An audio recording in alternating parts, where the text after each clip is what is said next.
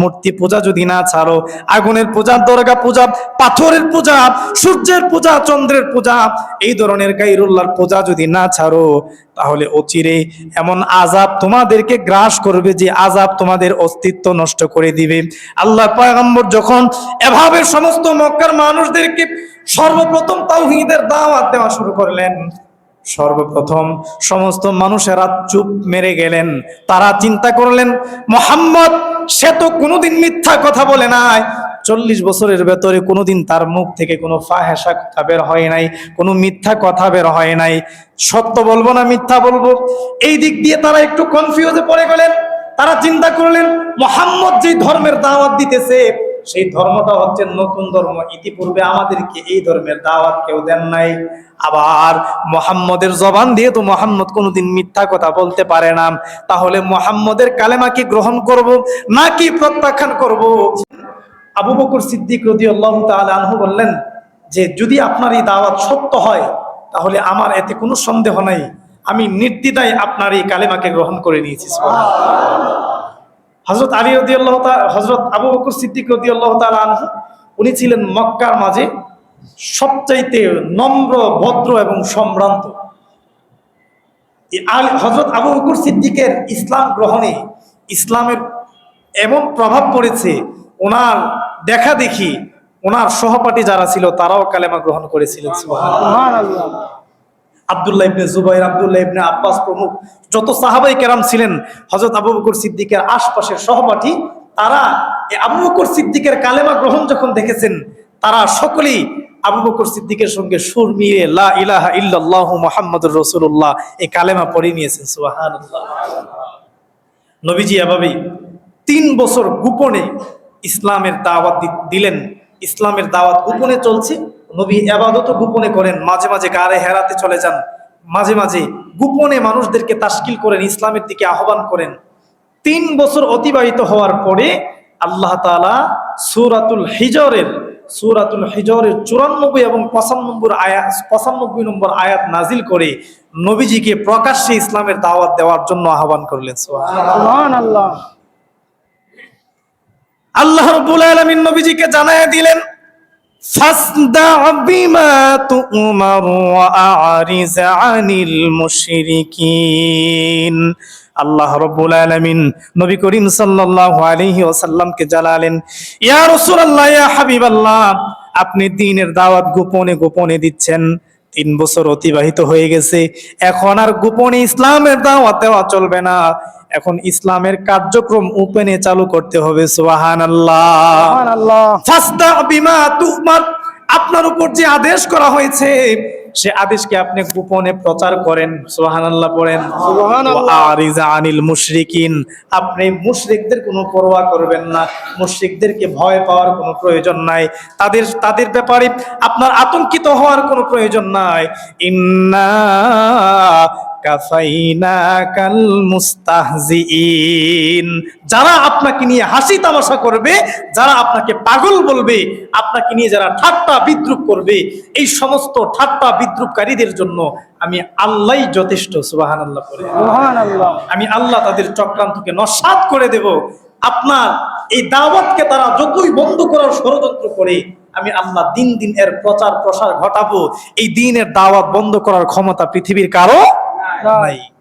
আল্লাহ বললেন, ইন্না কাফাইনাকাল মুস্তাহজিইন, আমি আল্লাহই যারা ঠাট্টা বিদ্রূপ করে তাদের জন্য, আপনার জন্য, তাদের ব্যাপারে আমি আপনার জন্য, আমি আল্লাহ একাই যথেষ্ট। আপনার তাদের ব্যাপারে কোনো টেনশন আর চিন্তার প্রয়োজন নাই। সুবহানাল্লাহ বলে। সুবহানাল্লাহ। ফাসদা বিমা তুমার, আপনি প্রকাশ্যে আপনাকে যে আদেশ করা হয়েছে এই দ্বীনের দাওয়াত দেন। ওয়া আ'রিজ আনিল মুশরিকিন, মুশরিকদের প্রতি আপনি মুখাপেক্ষী হওয়ার দরকার নাই, তাদের প্রতি আপনার ভ্রুক্ষেপের কোনো প্রয়োজন নাই, তারা আপনাকে যা বলার তাই বলুক, আপনি আপনার মিশনের দিকে অগ্রসর হন। সুবহানাল্লাহ। সুবহানাল্লাহ। আরেক রিওয়ায়াতে আসছে নবীজির উপর নাজিল হয়েছেন, ওয়া আনজির আশিরাতাকাল আকরাবিন, আপনি আপনার নিকটবর্তী প্রতিবেশী যারা আছে, ফ্যামিলির লোক, তাদেরকে দ্বীনের দাওয়াত দেন। সুবহানাল্লাহ। সুবহানাল্লাহ। এই আয়াত যখন রাসূলের উপর নাজিল হয়ে গেল, রাসূল সাল্লাল্লাহু আলাইহি ওয়াসাল্লাম চিন্তা করলেন যে যেহেতু আল্লাহ আমাকে প্রকাশ্যে দ্বীনের দাওয়াত দেওয়ার কথা বলেছেন, আমার এই মিশনের দিকে অগ্রসর হওয়া লাগবে। এই দ্বীনের দাওয়াত যদি আমি একা একা দিতে যাই, একজন একজন করে প্রত্যেকের ঘরে ঘরে গিয়ে দিতে চাই, আমার হায়াত তো সীমিত, কিন্তু আমার এই কাজ বিশাল বড় দায়িত্ব আমার উপর। আমার এই দায়িত্ব, এই দাওয়াতকে পৃথিবীর আনাচে কানাচে পৌঁছিয়ে দেওয়া লাগবে। অল্প সময়ে কিভাবে এই দ্বীনের প্রচার প্রসার ঘটানো যায়, এই চিন্তায় রসুল মগ্ন হয়ে গেলেন। নবীজি চিন্তা করে, রসুল ওনার এই চিন্তার উপরে মনস্থ হলেন যে মক্কার সমস্ত সম্ভ্রান্ত মানুষ যারা আছে তাদেরকে এক জায়গাতে একত্রিত করব। সুবহানাল্লাহ।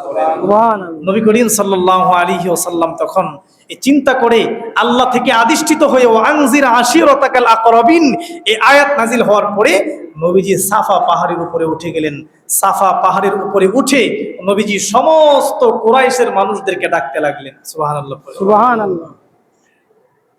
ওই সময় তদানীন্তন সময়ের নিয়ম ছিল, যখন কোনো মানুষ বড় ধরনের কোনো বিপদ থেকে কাউকে সতর্ক করতে চাইতো, এই সাফা পাহাড়ের উপরে উঠে দাঁড়িয়ে এলান করত। এই সাফা পাহাড়ের উপরে দাঁড়িয়ে এলান করাটাই সংকেত ছিল যে বড় কোনো বিপদ হয়তো আমাদের সামনে আছে, এই বিপদ থেকে সতর্ক করার জন্য আমাদেরকে ডাকা হচ্ছে। সুবহানাল্লাহ। আল্লাহ রসুল সাল্লাল্লাহু আলাইহি ওয়াসাল্লাম নবীজি সাফা পাহাড়ের উপরে উঠলেন, উঠে সমস্ত কুরাইশের সর্দারদেরকে উচ্চ আওয়াজে ডাকতে লাগলেন। সমস্ত মানুষ নবীজির ডাকে সাড়া দিয়ে এই সাফা পাহাড়ের তলদেশে যখন গেলেন, নবীজি সাফা পাহাড়ের উপরে দাঁড়িয়ে আছেন। তারা সকলে গিয়ে দেখেন এত আর কেউ নয়, এ হচ্ছে আব্দুল্লাহ ইবনে আব্দুল মুত্তালিব, মোহাম্মদ ইবনে আব্দুল্লাহ ইবনে আব্দুল মুত্তালিব। এত মোহাম্মদ বিশ্বস্ত আল আমিন, এই মোহাম্মদ কেন আমাদেরকে ডেকেছেন? রাসূল সাল্লাল্লাহু আলাইহি ওয়াসাল্লামের আগমন ওই জায়গাতে দেখে মক্কার সমস্ত মানুষ এখানে আসার হিড়িক পড়ে গেছে। সুবহানাল্লাহ। ঐতিহাসিকরা লেখেন সাফা পাহাড়ের সামনে ইতিপূর্বে আরো বহুবার মানুষকে ডাকা হয়েছে, কিন্তু ওই দিন যে পরিমাণ মানুষ একত্রিত হয়েছিল ইতিপূর্বে কখনো এত মানুষ একসাথে জমা হয় নাই। সুবহানাল্লাহ। রাসূল সাল্লাল্লাহু আলাইহি ওয়াসাল্লাম যখন সবাইকে ডাকলেন, সবাই একত্রিত হলেন, নবীজি সমস্ত মানুষকে তখন প্রশ্ন করলেন একটা, যে আমি কে? সমস্ত মানুষ তখন এক বাক্যে বললেন, আনতা মুহাম্মদ আনতা আল আমিন, তুমি মুহাম্মদ, তুমি আল আমিন, তুমি বিশ্বস্ত। বলে আমাকে তোমরা কেমন ভাবে বিশ্বাস করো, তোমাদের বিশ্বাসের ওজনটা কতটুকু? তখন সমস্ত মক্কার মানুষ বলেছিলেন, আমাদের নিজের থেকেও তোমাকে আমরা বেশি বিশ্বাস করি। সুবহানাল্লাহ। আল্লাহ আসতে বলেন সুবহানাল্লাহ। আমাদের নিজেকে আমরা যতটুকু বিশ্বাস করি তার চাইতে 1000 গুণ বেশি আমরা তোমাকে বিশ্বাস করি, কারণ এই 40 বছরের ভেতরে তোমার কাছ থেকে আমরা কখনো মিথ্যা বলতে শুনি নাই, তোমার কাছ থেকে কখনো আমরা আমানতের খেয়ানত হতে দেখি নাই। কাজী আমরা অন্ধভাবে তোমাদেরকে বিশ্বাস করি, তোমার উপর আমাদের চুল পরিমাণ কোনো সন্দেহ নাই। সুবহানাল্লাহ পড়ে সুবহানাল্লাহ। নবীজি যখন তাদের কাছ থেকে আশ্বস্ত হলেন, আল আমিনের উপাধি পেলেন, খ্যাতি পেলেন, তখন নবীজি বললেন, আমি তোমাদেরকে আরেকটা প্রশ্ন করতে চাই। আমি এই সাফা পাহাড়ের উপরে উঠে আছি, তোমরা এই পাহাড়ের নিচে, এই পাহাড়ের পাদদেশে আমি যদি এখন বলি যে একদল সৈন্যবাহিনী দাঁড়িয়ে আছে, কিছুক্ষণ পর তোমাদেরকে তারা আক্রমণ করবে, আমার কথা কি তোমরা বিশ্বাস করবে? তখন মক্কার সমস্ত মানুষ বলেছেন, অবশ্যই বিশ্বাস করব, কোনো সন্দেহ নাই। সুবহানাল্লাহ বলে সুবহানাল্লাহ। নবীজি সমস্ত মানুষের কাছ থেকে সার্টিফিকেট নেওয়ার পরে নবীজি তখন তাদের কাছে সত্য কথা তাওহীদের দাওয়াতটাকে ছড়িয়ে দিলেন। সুবহানাল্লাহ সুবহানাল্লাহ। নবী করিম সাল্লাল্লাহু আলাইহি ওয়াসাল্লাম তখন সমস্ত মক্কার মানুষদেরকে বললেন, কুলু লা ইলাহা ইল্লাল্লাহ তুফলিহুন। আল্লাহর নবী বলেন, যদি তোমরা আমাকে বিশ্বাস করে থাকো, আল আমিন উপাধি যদি দিয়ে থাকো, যদি বিশ্বাস করে থাকো, পাহাড়ের পেছন থেকে একদল সৈন্যবাহিনী এসে তোমাদেরকে আক্রমণ করবে, তোমাদের দলকে ছিন্ন বিচ্ছিন্ন করে দিবে, আমি এখন মুহাম্মাদুর রাসূলুল্লাহ সাল্লাল্লাহু আলাইহি ওয়াসাল্লাম তোমাদেরকে এর চাইতে আরো ভয়ঙ্কর সংবাদ দিতেছি। কি ভয়ঙ্কর সংবাদ? কুলু লা ইলাহা ইল্লাল্লাহ তুফলিহুন, তোমরা বলো লা ইলাহা ইল্লাল্লাহ, আল্লাহ ছাড়া কোনো মাবুদ নাই, তুফলিহুন, তাহলেই তোমরা সফল হয়ে যাবে। সুবহানাল্লাহ। লা ইলাহা ইল্লাল্লাহ বলো, তুফলিহুন, তোমরা সফল হয়ে যাবে। আর যদি লা ইলাহা ইল্লাল্লাহ না বলো, তাওহীদের একত্ববাদের সাক্ষ্য যদি তোমরা না দাও, মূর্তি পূজা যদি না ছাড়ো, আগুনের পূজা, দরগা পূজা, পাথরের পূজা, সূর্যের পূজা, চন্দ্রের পূজা, এই ধরনের গায়রুল্লাহর পূজা যদি না ছাড়ো, তাহলে অচিরে এমন আযাব তোমাদেরকে গ্রাস করবে যে আযাব তোমাদের অস্তিত্ব নষ্ট করে দিবে। আল্লাহর পয়গম্বর যখন এভাবে সমস্ত মক্কার মানুষদেরকে সর্বপ্রথম তাওহীদের দাওয়াত দেওয়া শুরু করলেন, সর্বপ্রথম সমস্ত মানুষেরা চুপ মেরে গেলেন। তারা চিন্তা করলেন, মুহাম্মদ সে তো কোনোদিন মিথ্যা কথা বলে নাই, 40 বছরের ভেতরে কোনোদিন তার মুখ থেকে কোনো ফাহেসা কথা বের হয় নাই, কোনো মিথ্যা কথা বের হয় নাই, সত্য বলবো না মিথ্যা বলবো, এই দিক দিয়ে তারা একটু কনফিউজে পড়ে গেলেন। তারা চিন্তা করলেন, মুহাম্মদ যে ধর্মের দাওয়াত দিতেছে সেই ধর্মটা হচ্ছে নতুন ধর্ম, ইতিপূর্বে আমাদেরকে এই ধর্মের দাওয়াত কেউ দেন নাই। আবার মুহাম্মদের জবান দিয়ে তো মুহাম্মদ কোনোদিন মিথ্যা কথা বলতে পারে না, তাহলে মুহাম্মদের কালেমা কি গ্রহণ করব নাকি প্রত্যাখ্যান করব? এই ব্যাপারে সমস্ত মানুষগুলো চুপ মেরে গেলেন। সর্বপ্রথম যে নাকি আল্লাহর পয়গম্বরের বিরোধিতা করলেন, নবীজির ফ্যামিলির লোক আবু লাহাব, নাউজুবিল্লাহ পড়েন। সমস্ত মানুষের ভিড় থেকে আবু লাহাব সামনে বেরিয়ে আসলেন। আবু লাহাবের হাতের মাঝে একটা পাথরের টুকরা ছিল।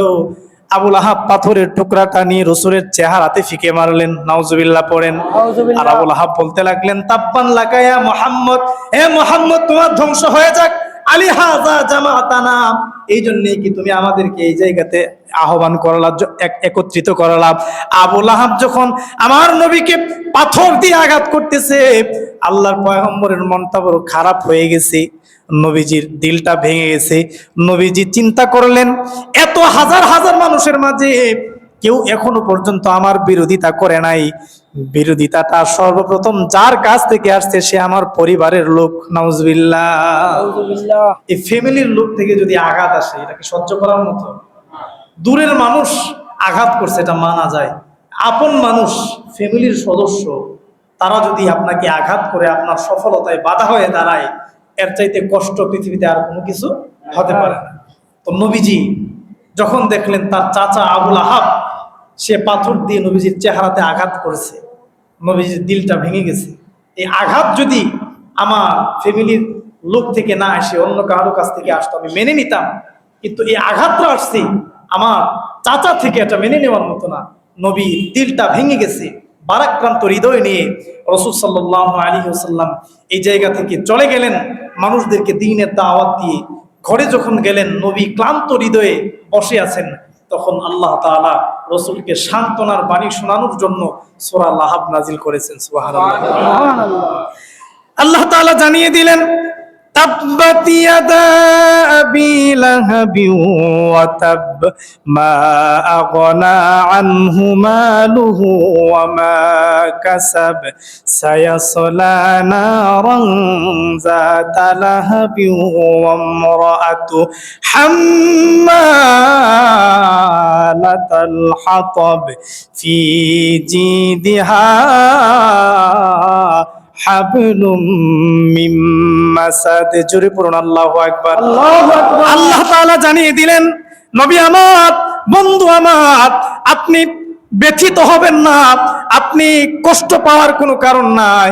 আপনাকে আবু লাহাব আঘাত করেছে আপনার চেহারাতে পাথর দিয়ে, যে আবু লাহাব আপনাকে আঘাত করেছে, আপনি তাওহীদের দাওয়াত দিয়েছেন এই জন্য আঘাত করেছে। আপনি ধ্বংস হবেন না, আপনি নিঃশেষ হবেন না।